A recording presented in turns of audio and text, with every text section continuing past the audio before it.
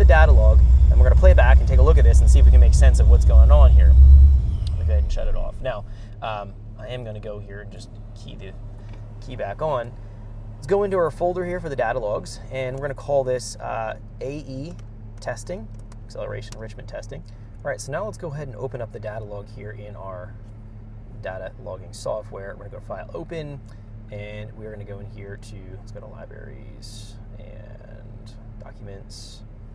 So you got me out of the directory here. Let's go to Holley and V5 data logs. Okay, AE testing, there we go. So we see up on the screen here, it's starting to plot out the information. We have a specific window here for acceleration fuel tuning, so we can see that's right here. So it's plotting all the data.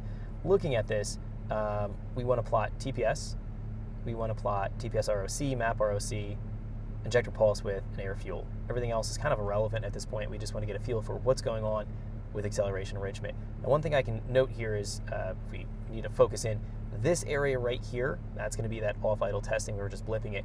This is going to be where we were just previously driving it on the dyno. Let's take a look at this. I'm going to go focus in, use the zoom button, get into this area right here, kind of focus in. We can kind of see what's going on with this. Now, this is a little bit hard to see because of the colors that we have plotted here.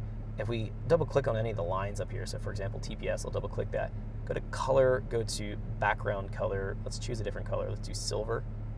That's a little bit easier to look at here. So let's focus in one more time here. Let's zoom in and take a look at what we need to watch for the acceleration enrichment. So what we're seeing here, plotted, we have this bright blue line, that's our injector pulse width. We can see here it goes from 1.71 when we initiate the actual acceleration enrichment event. It goes up to almost 3 milliseconds. We're seeing here in the red, that's our TPS ROC, the rate of change. We see in the green, that's our map rate of change, it looks like. Then we have the actual bright green, that's going to be our throttle position. So what's going on with that? So we can see here, I'm off the throttle right now, I blip the throttle, and I come off the throttle again. So that's that event that's happening.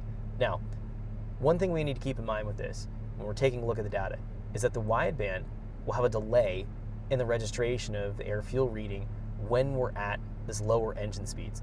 So meaning when we're trying to evaluate what's going on, we see that we have this spike here in the injector pulse width, or the pulse width goes up based on the rate of change is increasing. So the blue line goes here from coming from the main table, the normal fuel calculations, it spikes up to deliver more fuel momentarily, then it goes right back down again.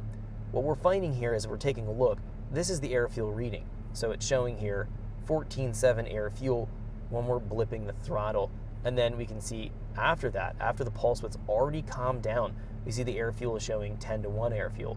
Now, this is problematic because we don't have the air fuel reading lining up with the actual injection event. And that's because we have a delay or sampling delay between the wideband reading and what we're finding for the actual injection event increasing here. So we know the pulse width increased here, the wideband's reading right here, and what we're seeing as this kind of rich reading out of the wideband 10-to-1, that's our lift throttle situation. So we blip the throttle, lift real quick, it runs momentarily rich, and then it goes back to mixture, goes back to reading appropriate again here. So if we kind of take a look. Thanks for checking out our teaser clip. If you want to see the rest of this video and more than 500 hours of current EFI training we have to offer, make sure you click right here. If you want to go and check out more teaser clips from this training course, click here, and you don't want to miss any of the videos we're going to be releasing on this channel, so make sure you subscribe and click here. Thanks for watching, and I'll see you guys later.